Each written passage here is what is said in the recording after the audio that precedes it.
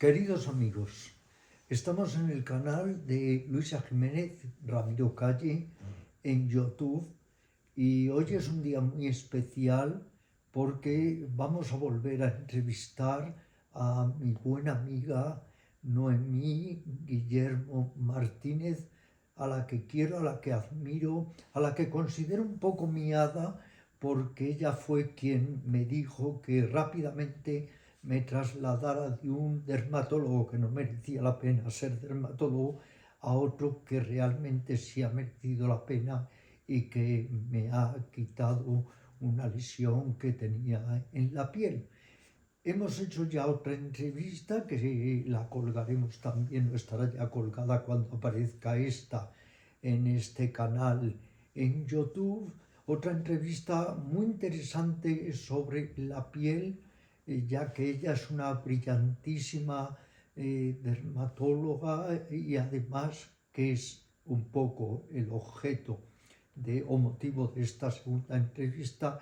Es también cinéfila, tiene 2 libros de los que hablaremos escritos sobre cine, da clases de cine y es una verdadera entusiasta del cine negro y de ese prodigio de dirección que era Fritz Lang.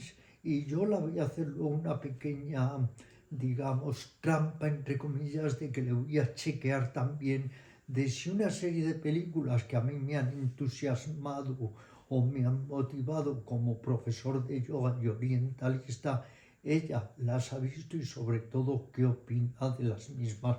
Así que muchísimas gracias, Noemí, por estar aquí. Como dije en la anterior entrevista, eres realmente poliédrica y rica en conocimientos y por tanto en sentimientos y percepciones, y nos vamos a centrar ahora ya no solo en la piel, que puede surgir el tema porque hay películas que nos enervan, la piel, ¿verdad?, nos ponen los pelos de punta, sino que vamos a hablar más de cine. Yo en este sentido quiero que nos hagas un poco algunos comentarios de cómo llegaste a este interés tan grande por el cine, cómo empezaste a interesarte por el cine.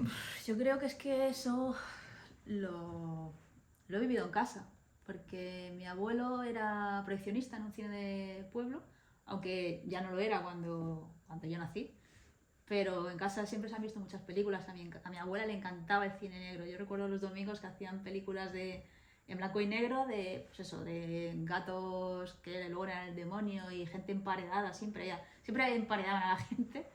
Y luego me llevaba mucho al cine. A mi madre le gustaba mucho también el cine, entonces siempre es algo que lo he vivido en casa. Y luego de mayor, pues fue siempre. He seguido yendo al cine, pero sobre todo cuando empecé a estudiar, porque creo que no lo dijimos en la otra entrevista, en 2014, sí, en 2014 empecé a estudiar lenguas modernas. Y bueno, la acabé, luego hice un máster en cultura audiovisual y literaria. Y entonces, en ese primer curso de lenguas modernas, tenía una asignatura que era historia del cine. Y tuve la suerte de tener un profesor muy, muy, muy bueno, que ahora es muy, muy amigo mío, con el que voy al cine los domingos. Y bueno, me descubrí a un cine que yo había visto, pero que no había sabido a lo mejor organizar o no con ese orden, ¿no? Y entonces descubrí montones de películas que me apasionaban. Y a partir de ahí, pues, ¿sabes qué pasa? Que a mí cuando algo me gusta mucho. Y entonces empecé a bucear y a lo mejor veía una película, me encantaba y ya quería ver todas las películas que había hecho ese director o que había hecho el actor protagonista. Y, y bueno, pues acabé la carrera, acabé el máster, conocí a Garci, que para mí fue un factor fundamental para yo seguir con esto, porque gracias a él he podido hacer muchas cosas, porque fue él el que insistió. Yo le regalé un par de libros que había... Mira, eso no, se me había olvidado contártelo. Tengo 2 cuentos publicados con Vaughan Editorial, que, ¿sabes? Richard Vaughan, el profesor de inglés que sale en la tele, y porque era amigo mío de hacía años. Yo tenía 2 cuentos publicados en inglés con esa editorial, entonces se los regalé y él me dijo, oye, pues escribes muy bien. Y como él escribe en varias editoriales, pues insistió para que escribiera en una de esas editoriales. A los editores les gustó, entonces empezaron a proponerme escribir más artículos sueltos sobre directores y películas.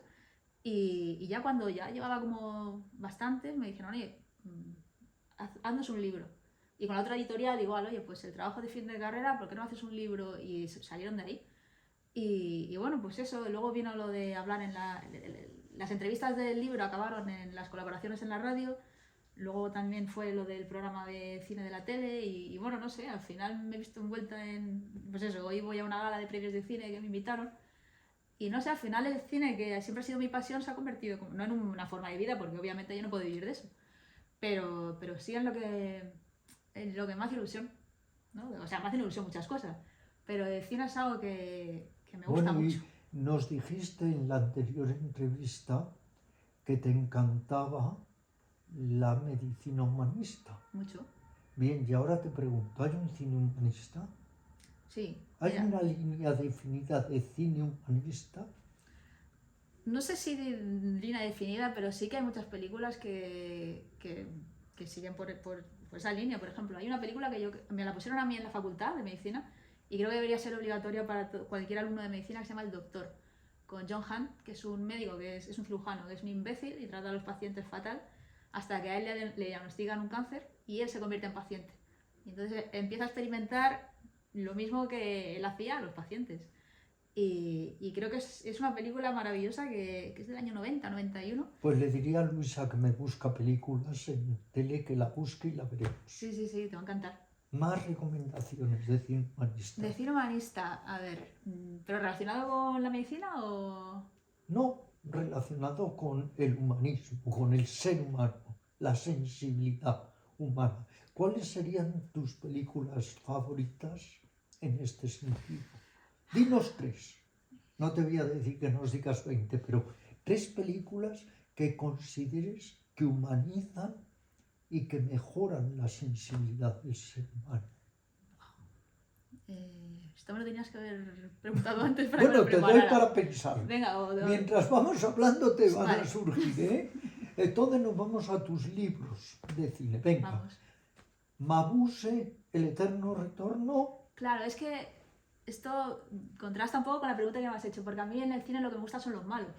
Entonces, claro, No lo veo, porque eres una entusiasta Mabuse que te voy a preguntar. Claro, me gusta Vamos Mabuse, a ver, que es el- ¿qué representa Mabuse? Es- Porque Luisa y yo el otro día, dado que íbamos a conocerte en persona, estuvimos viendo una de las Mabuse, el testamento es que de esa Mabuse. es una obra maestra.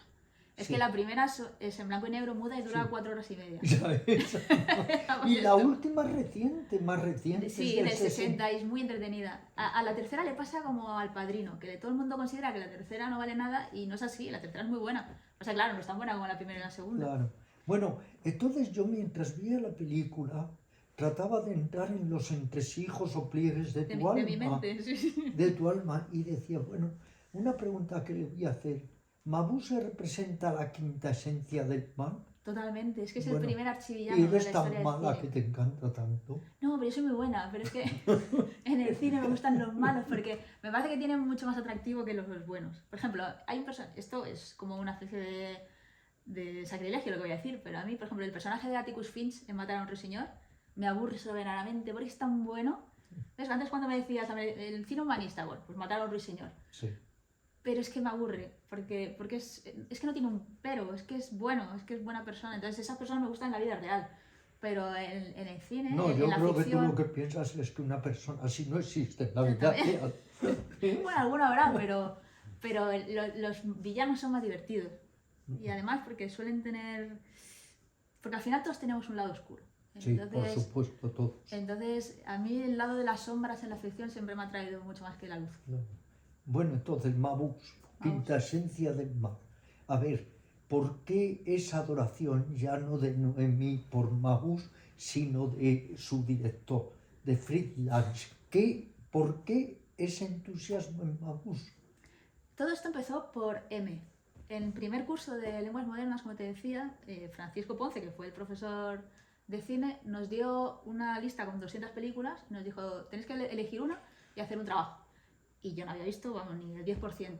Y entonces fui recorriendo, pum, y vi M. Y busqué la sinopsis, un serial killer que mata niños. Entonces yo digo, esto tengo que verlo. Entonces, No, tú tienes un lado muy oscuro, sí. muy oscuro, sí. No cabe duda. Meditación. Pero no, Hay que hacer mucha meditación. no, pero no mato niños. Y entonces, nada, la vi y me fascinó. Porque yo fue como una epifanía, digo, ¿pero esto qué es? Es una obra maestra maravillosa. Entonces, lo que te decía antes, quise ver todo lo que ha hecho Friedland. Y así fue. O sea, me vi todas las películas que había hecho Friedland, todos los documentales, me compré todos los libros que pude. Y entonces, Mabuse fue una de las películas que me fascinaron.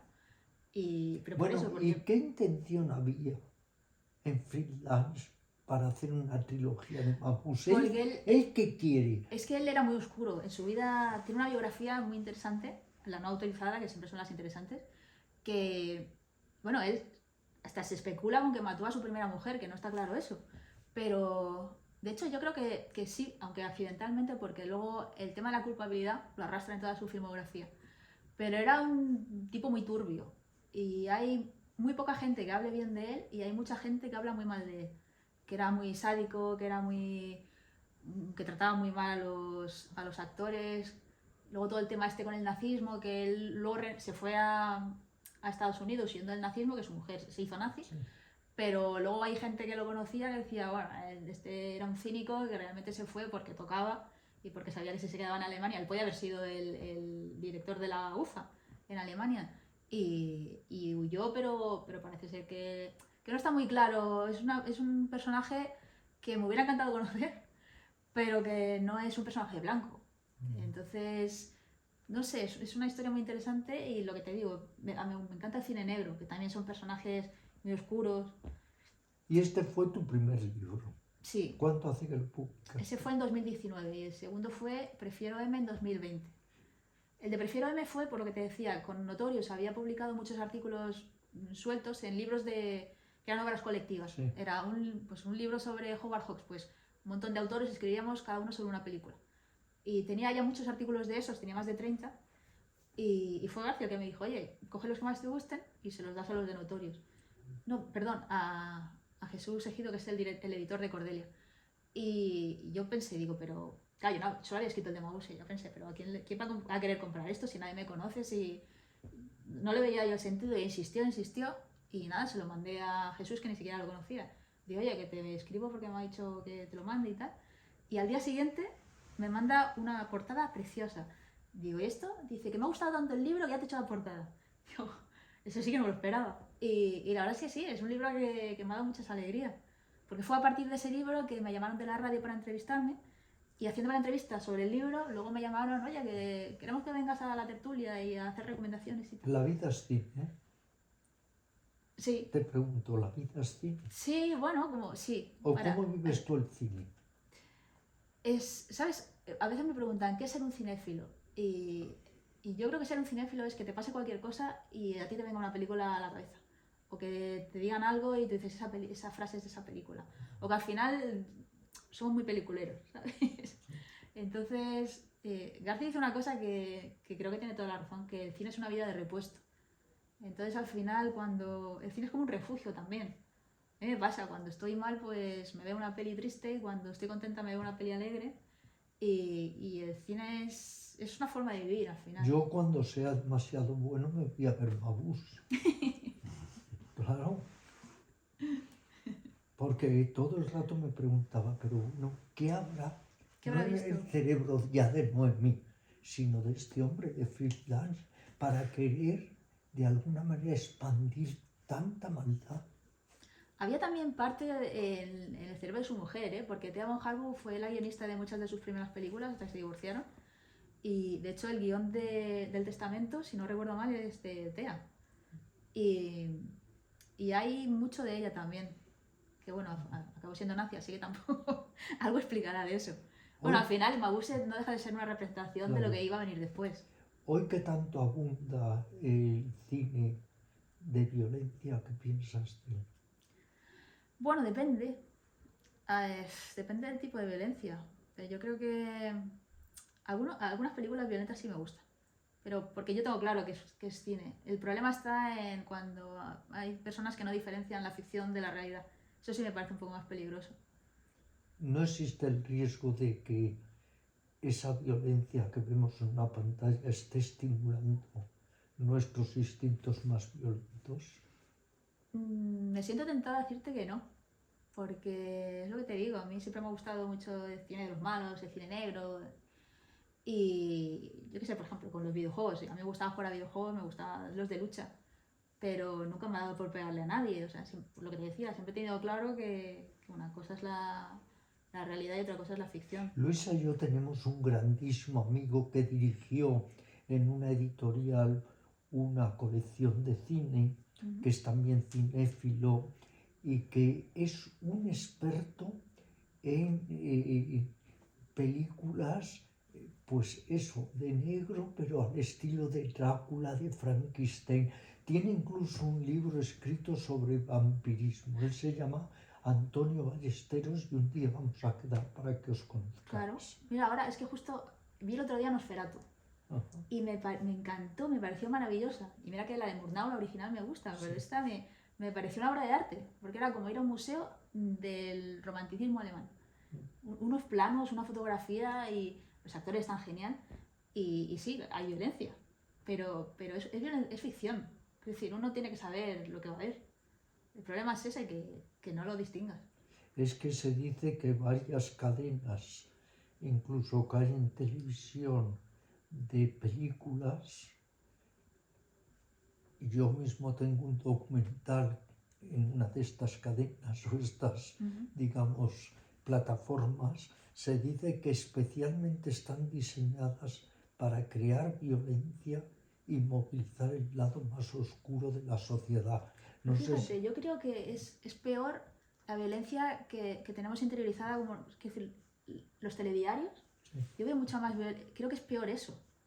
Porque al final estás viendo todo el día que están en las guerras, que se están matando, ves cadáveres y tal, y lo tienes normalizado porque bueno, lo ves todos los días. Eso me parece mucho peor que cuando vas a ver una película, pero tú sabes que eso es ficción, que es alguien que lo ha escrito, que han hecho una película, pero me parece que ese tipo de violencia que está ya normalizada, creo que tiene mucho Y más luego peligro. hay algo que sí me enerva y me despierta, digamos, una gran animadversión controlada, que es por qué en las películas se expone el daño a los animales. Yo que soy un amante de los animales a ultranza, Yo también. y tú también, Sí. ¿por qué se hace eso? ¿Por qué se daña a los animales en las películas? No, eso tampoco... Ahora no se puede, Es que muchas afortunadamente, veces estoy viendo una película con Luisa. Es una película magnífica y de repente dañan a un pato, a un cordero, y ya apago y ya no veo la película. Es que qué necesidad, ¿verdad? Ya, pero y ahora por lo menos que ya no se puede hacer. Ya No, ¿Tú ahora crees que se siempre... finge? Sí, ahora no se puede, o sea, está prohibido. Siempre aparece el cartel, si aparecen animales, siempre en esta película no se hizo daño a ningún animal, a ningún niño, tal. Antes sí, o sea, imagínate Buñuel, las burradas que hizo con... Bueno, que tiraba las cabras por el monte. Esto es increíble. O sea, pues eso, en las películas del oeste que sabes que se hacía. Pero bueno, es que lo hacían también con personas, ¿eh? O sea, a los extras también los trataban igual que a los animales. O sea que, sí, con eso estoy de acuerdo. Los animales... A ver, yo no como... He sido vegetariana muchos años y dejé de serlo un poco. Ahora no como animales de cuatro patas. Pero por problemas de salud tuve que volver a comer pollo y pescado porque al final tenía que elegir. Pero si no, yo he sido... A los 18 me hice vegetariana y bueno, pues... Opino lo mismo que tú. Para mí Maurice es como... Iba a decir, es como José. No, Bueno, a José es más que José, hombre. A José, claro. Vamos, no compares eso. José, Oye, comparar a un ser humano perverso como somos todos, un fracaso de la biología, pero un fracaso total. El ser humano es un desecho, es un bodrio. No lo comparemos, claro, con un gato ni con un perro. Tienes razón. Además, los gatos son seres Y superiores. mira que quiero a José, pero hombre, compararlo ya con un animal te has pasado. Eso se ve que en el fondo le has amado profundamente. Aunque ahora ya despoticas de un poco, pero... Bueno, y como amante que soy de Asia, de Oriente, de la espiritualidad, de lo que es la evolución humana, hay películas que me motivan mucho y me han llegado muy, muy hondo. Y entonces te quiero decir, reseñar algunas de ellas, a ver si las has visto y qué has opinado. Y vamos a empezar con una de las más emblemáticas que de jovencito ya despertó en mí ese sentimiento de búsqueda. Horizontes Perdidos. Ah, ya empezamos mal. ¿No lo has visto? No, esto ya no. Pues igual que Luisa y yo vamos a buscar esta película que nos has ¿Y esta dicho. de quién es y de qué año? Yo no sé si es de Frank Capra. Claro, es que Frank Capra es de los que no me gustan porque todo... Porque es buenísimo, ¿ves? Claro, es que encuentran un monasterio en el Tíbet, son lamas muy bondadosos, es un avión que se estrella y los occidentales buscando llegan a un monasterio. Y seguro que tiene un final feliz. Bueno, regular, ¿eh? Pero mientras están en el monasterio es muy feliz. O Bueno, sea, pues ya, no te 1-0, puedo venga. preguntar por películas que De sean Capra. buenistas, digo. No, porque probablemente no las haya visto. No. Bueno, vamos a ver, oye, de tu gran ídolo, de tu ícono, de Freelance, La tumba india. Ah, bueno, es así. ¿La Es has una maravilla, visto? sí, sí, ¿Y sí. te ha gustado? Sí, sí, sí. Esa la hicimos en Classics, en la tele. ¿Sí? Sí, es el díptico, la tumba india, el tigre de El, Sapur. el tigre de Snapur. Sí, sí, con el baile de Debra Paget. Exacto. Pues fíjate qué anécdota te voy a contar a ti que eres cinéfila, que una de las veces, yo siempre que iba a la India me servía de un guía que habla 16 lenguas, tibetano, chino, etcétera, y le llevaba en mis viajes para poder entrevistar a todo tipo de yogis de distintas lenguas, ¿no? Y él fue las dos veces que estuvo freelance en la India, rodando La tumba india y El tigre de Snapur, él era su intérprete. Ostras, Jai Simbika se llama, él ya ha muerto, claro. interesante, pues esa me encanta. ¿Te gustan las dos? Las La dos, tumba las india. dos. No hizo más, ¿no? Después de De esa... la India. No. Es que esa, él la quería hacer desde... Él la quería haber hecho cuando era joven, pero estaba empezando y entonces el guión lo escribió su mujer, Teagon Harbo, bueno, la que sería su mujer. Y entonces la quería hacer, estaba muerto de ganas, pero Eric Pomer, que era el productor de la UFA, como había hecho la primera parte de Las arañas, le dijo, no, pues como está teniendo tanto éxito vas a hacer la segunda parte. Y entonces el guión de la tumba india se lo damos a otro director, que no recuerdo cuál fue. Entonces ese otro director fue el que rodó la versión creo que es del 1919 o por ahí, sí. Si no es el 19 es un año antes o un año después. Entonces él siempre se quedó con las ganas. Luego se hizo otra versión, como del 30 y pico, se hizo en Alemania. Estaba muy bien, tanto la original como la segunda versión. Pero él se quedó con las ganas y entonces cuando ya por fin dijo, bueno, pues ahora es la mía, y fue en 1960 con... No, perdón, 1960 es la de Mabuse. 50 y pico es la de la tumba india. Y fue cuando la hizo, pero vamos, con esos colores, maravilloso. Otra película buenista que supongo que igual no la has visto, Siddhartha, basada en la fabulosa obra de Hermann Hesse. Ya, la obra la he leído, pero la película no la he visto. Nada, no. Bueno, y te lo voy a poner más fácil. A ver, una que no me ha gustado, pero que seguro que la viste. No me gustó por cómo trata el tema. El pequeño Buda de Bertolucci. Uf, la vi, pero hace mucho tiempo y no recuerdo mucho de la peli. No. Pero hace, o sea, mucho tiempo, quiero decir que, bueno, no tenía ni 20 años. No, la vi de pequeña, ¿sabes? Cuando era... Y una película que los personajes es un matrimonio, van viajando a la India y que es de Polanski, se llama Lunas de hiel. Tampoco la he visto. Oye, me lo está poniendo muy difícil. Bueno, pues es que esta de Lunas de hiel se la trae. Esto es el antibuenismo. ¿Tú lo has visto? No. Es tremenda. Apuntada, De entonces. Polanski, Bueno, de apunta. Polanski tampoco, es que Polanski tampoco tiene la mente muy clara. No, por eso yo digo, te vas de uno a otro. Sí, no, pero no, la veré. Claro. Bueno, y entonces, teniendo esta gran suerte de tener aquí una cinéfila consumada, especialista además también en cine negro, recomiéndanos algunas películas de cine negro. Madre mía, ¿te podría recomendar tantas? Venga, Ay, lánzate. mira, hay una que me gusta muchísimo que se llama In a Lonely Place, en un lugar solitario, con Humphrey Bogart y Gloria Graham, es del 1950. Es una de las películas con los mejores diálogos de la historia del cine. Es muy, muy, muy buena.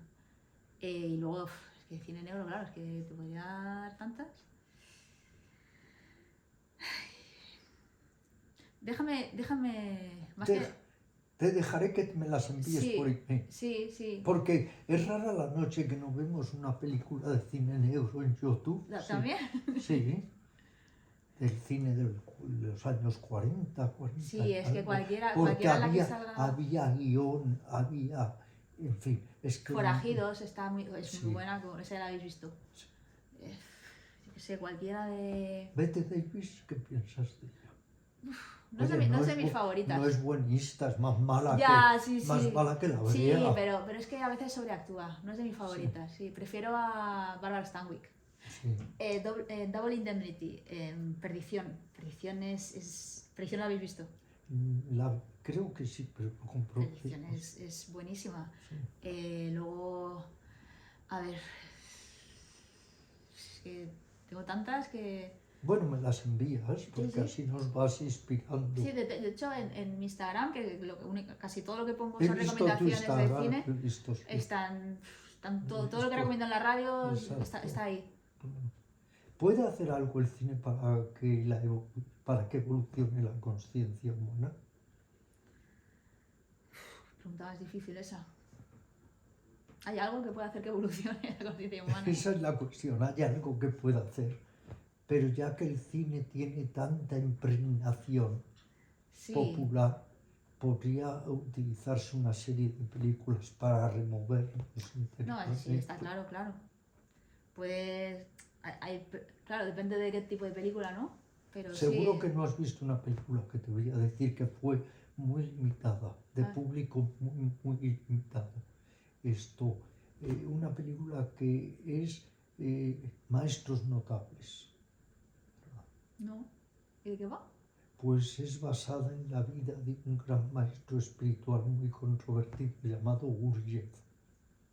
Entonces también, tú me vas a mandar una serie de películas y yo te voy a recomendar otra serie de películas, pero indudablemente la primera que tienes que ver, la vi.